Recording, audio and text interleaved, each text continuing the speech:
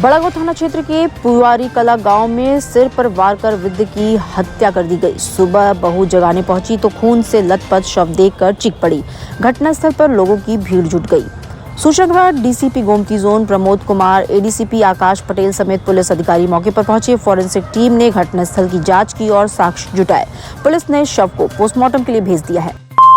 भेलूपुर थाना क्षेत्र के कबीरनगर विद्युत उपकेंद्र पर संविदा पर तैनात लाइनमैन कर्मियों पर मनबड़ युवकों ने हमला कर दिया, जिसमें 2 कर्मी घायल हो गए। घटना उस समय हुई जब संविदा लाइनमैन कर्मी उत्कर्ष श्रीवास्तव और शंकर गुप्ता कबीरनगर स्थित संजय शिक्षा निकेतन चौराहे से गुजर रहे थे। मामूली कहासुनी जल्द ही मारपीट में बदल गई और आरोपियों ने दोनों विद्युत कर्मियों की पिटाई शुरू कर दी।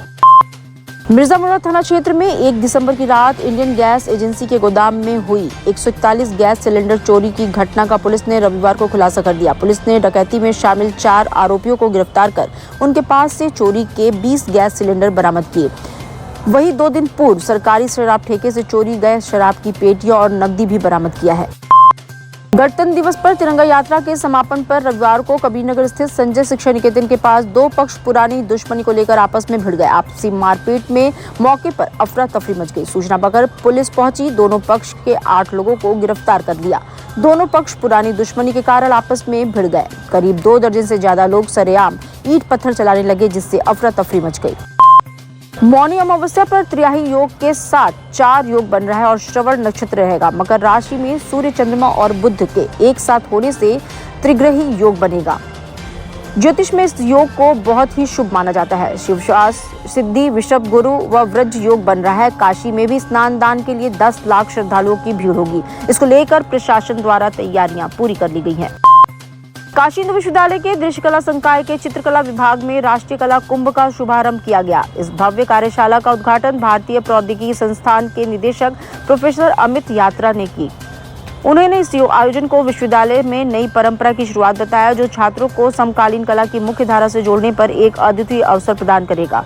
प्रोफेसर अमित पात्रा ने श्री रविंद्रनाथ टैगोर की कविता के माध्यम से कला के महत्व को बताया। महात्मा गांधी काशी विद्यापीठ के भूगोल एवं भू सूचना विभाग में ज्योग्राफिकल इंस्ट्रूमेंटेशन टेक्निक विषय पर 2 दिवसीय कार्यशाला का आयोजन किया। इस शुभारंभ पर कुलपति प्रोफेसर A.K. त्यागी ने किया। इसमें छात्र छात्राओं को भूगोल यंत्रों जैसे GCS उपकरणों के प्रयोग का तरीका बताया। वहीं इनकी बारीकियों भी सिखाई गई।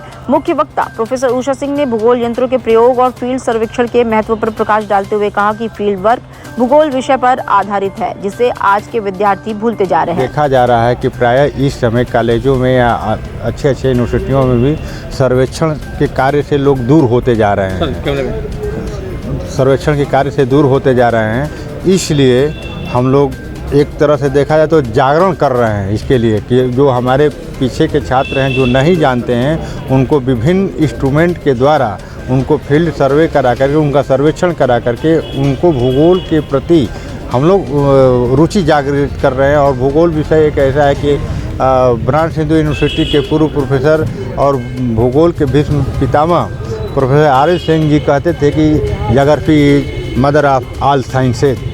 भूगोल जो है सभी विज्ञान की माता है और उससे सारे विज्ञान किसी न किसी रूप में निकले हुए हैं। और इसी को हम लोग हाईलाइट अपने विभाग को, अपने बच्चों को, अपने आने वाली पीढ़ी को कर रहे हैं। हमारे पास GIS रिमोट सेंसिंग का भी है, हमारे पास टोटल स्टेशन है। टोटल स्टेशन के माध्यम से विभिन्न प्रकार के सर्वे एक ही इंस्ट्रूमेंट से किए जाते हैं। और जिसमें कि मान लीजिए कोई सड़क बनाना है, उसका स्लोप देखना है, कोई ड्रेन बनाना है तो स्लोप निकालेंगे। कौन से इंस्ट्रूमेंट है, क्या नाम है? हमारे यहाँ इंस्ट्रूमेंट है, टोटल स्टेशन है, सबसे पहले जो है सेक्टेंट है, डंपी लेवल है, एबनी लेवल है, प्रिग्मेटिक कंपास है और प्लेन टेबल सर्वे है। और सिलेबस के अनुसार हम लोग बच्चों को फील्ड में ले जाते हैं। एक इंस्ट्रूमेंट जो लगाया गया वो उत्तराखंड में आपदा आई थी जो, हाँ, वो टोटल स्टेशन है, वो सर्वे करके सब बताता है। हमारे पास GIS रिमोट सेंसिंग का है, तो वो जो सैटेलाइट से चित्र आते हैं उसके माध्यम से वो सर्वे होता है। लेकिन वो चूँकि